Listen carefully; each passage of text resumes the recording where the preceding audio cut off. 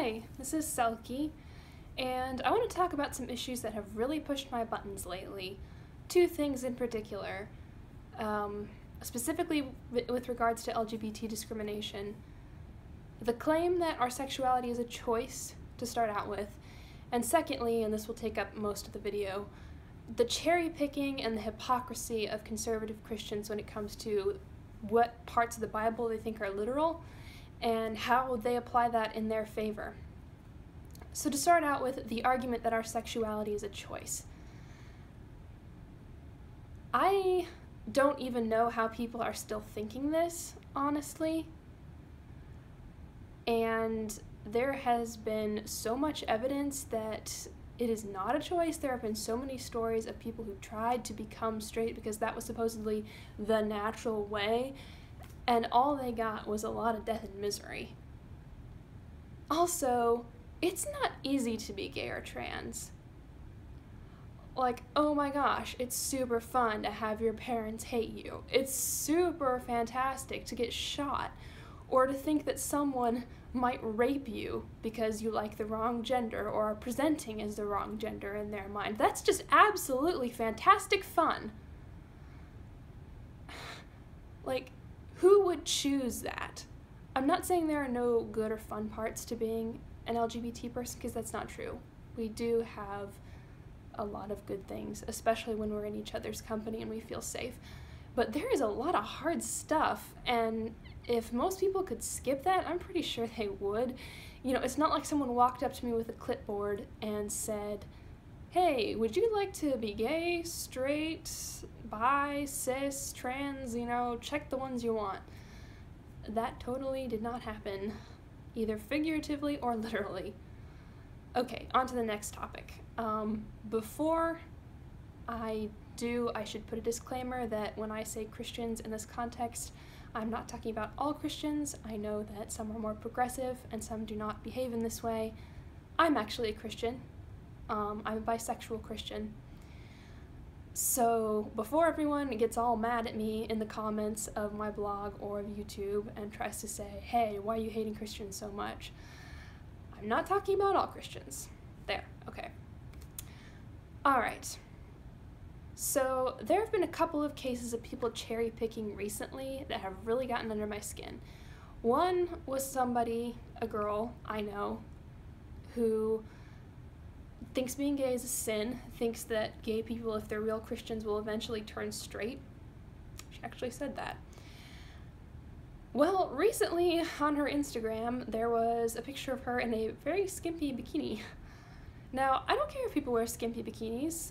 I couldn't care less what most people wear. Honestly, if I ran across someone naked, I probably wouldn't care that much. Like, a body's a body. However, I do very much care when people cherry pick with the literal interpretation of the Bible. See, apparently when the Bible talked about modesty, that part didn't apply to her. But the literal part of it apparently definitely applies to me when it comes to talking about sexuality. Another person was a woman who works and doesn't exactly dress the most covered up herself, telling me that sexuality is a choice, comparing it to adultery, lying, alcoholism, and indirectly to pedophilia even, while she's breaking the rule that says women must be keepers at home. So she's cherry picking too. So if we want to follow the Bible literally, if you want to go there, let's see, for the ladies, no going to work, no cutting your hair short, no jewelry in church. For the guys, no long hair, it's a disgrace. Don't know why, just is.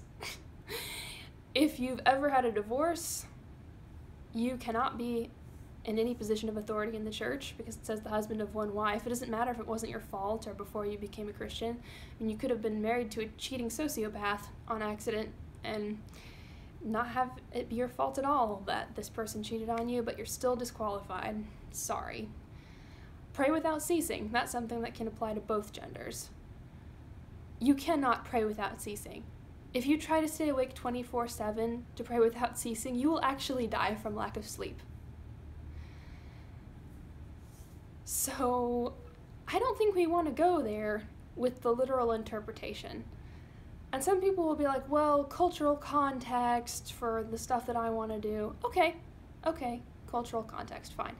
But if you want to bring cultural context up for the things that you want to do, Christians, then you need to listen to my cultural context.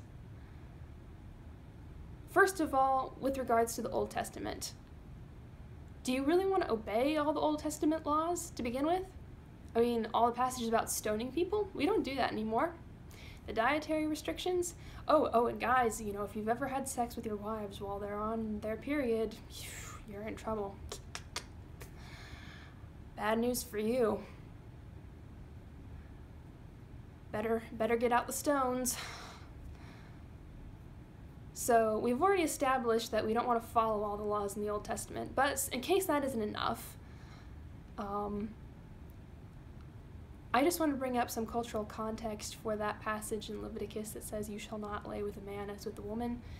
First of all, it was often people who were maybe not even gay, just people would do this. They would have sex in the temple of the Canaanite god Molech. And it would be part of much debauchery, which involved child sacrifice. This was what the deity Moloch demanded according to the people who believed in him. So it's kind of understandable why God wouldn't want the children of Israel anywhere near that, because killing babies is really bad. As if I needed to say that. Also, it says, as with the woman. Back a long time ago, when one culture conquered another, it was generally considered okay to rape everybody. So, in that context, if someone was lying with a man as with a woman, it was probably not with the man who was being lain with as a woman's permission. It was probably to make that person feel subjugated and dominated. And that completely goes against all of Christ's teachings. We are not supposed to be doing that to other people. In Christ, there is neither Jew nor Greek, male nor female. We are all equal in Christ, so abusing and subjugating each other goes completely against that. And now for the cultural context of the New Testament passages. Those were written during a time where Greek and Roman culture was a very large influence through a very large part of the world. And in that culture, there was a lot of either straight up pedophilia and sex slavery, or simply a younger person getting taken advantage of by a much older adult.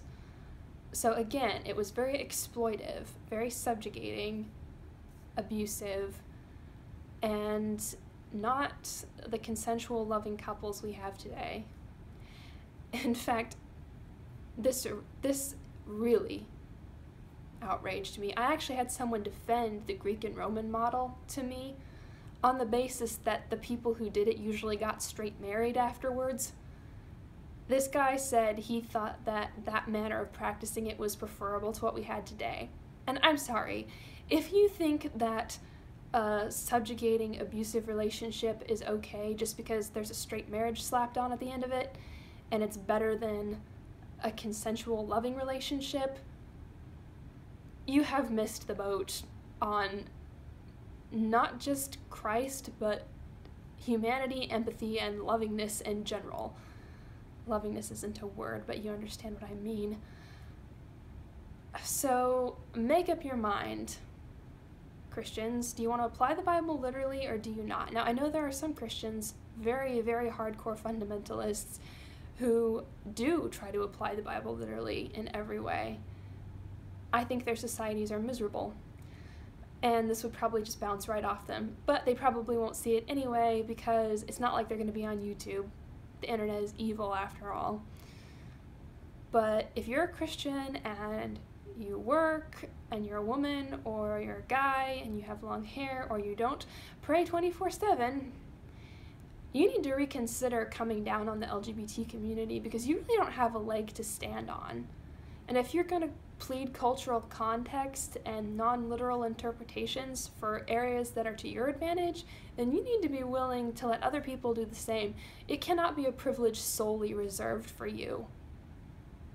That is very hypocritical and very ungenerous.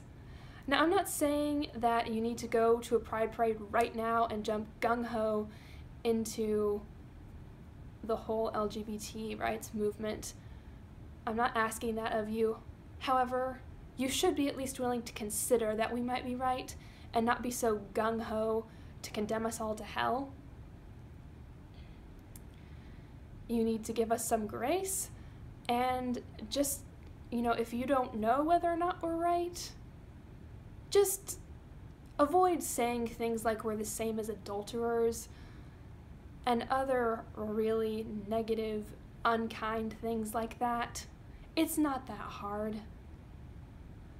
So that's basically my challenge to the church as mainstream, to stop acting as if the literal interpretation only applies to the LGBT community and other groups you don't like. Either apply it to nobody or apply it to yourself equally harshly.